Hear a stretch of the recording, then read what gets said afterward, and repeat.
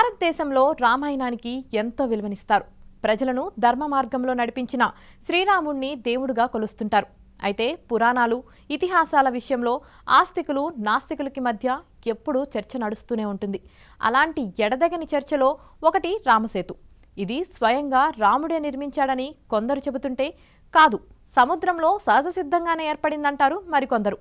ఆడం బ్రిడ్జ్ అని మరికొందరు పిలుస్తుంటారు. దీనిపై వందల ఏళ్లుగా చర్చ నడుస్తూనే ఉంది. అయితే తాజాగా రామసేతుపై సంచలన విషయాలు బయటపెట్టింది ఇస్రో.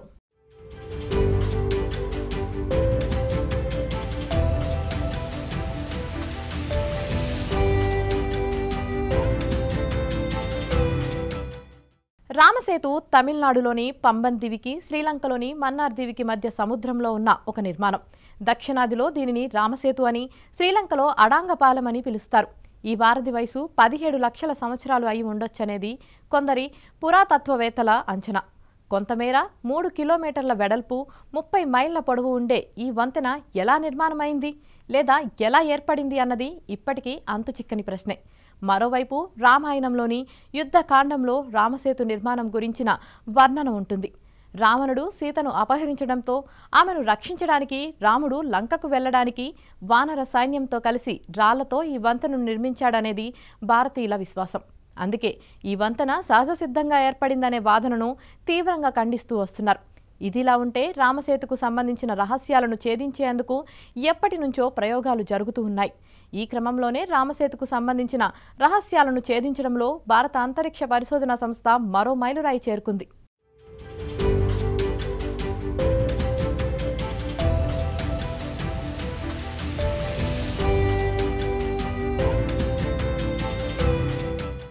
భారత్, శ్రీలంకల మధ్య రామసేతు వంతెన కాల్పనికం కాదని, నిజమేనని భారత అంతరిక్ష పరిశోధనా సంస్థ తెలిపింది.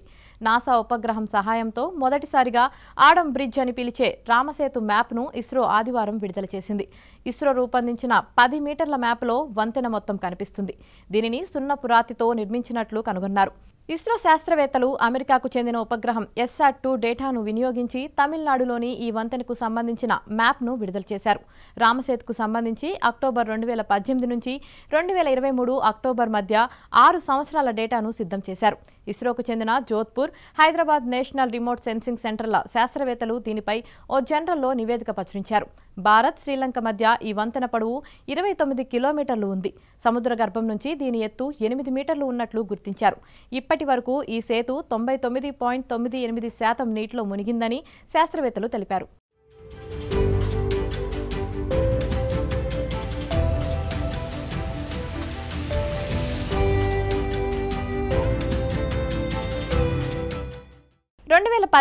డిసెంబర్లోనూ అమెరికాకు చెందిన సైన్స్ ఛానల్ 30 మైళ్లకు పైగా పొడవున్న రామసేతు మానవ నిర్మితమని తెలిపింది.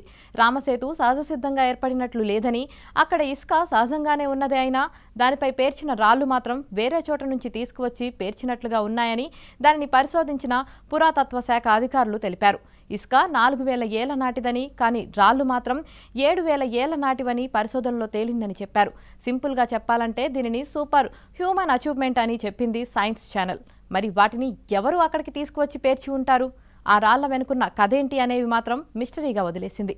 అయితే ప్రస్తుతం ఇస్రో చెప్పిన వివరాలతో రామసేతు కల్పితం కాదని, అది ముమ్మాటికి నిజమేనని స్పష్టమైంది.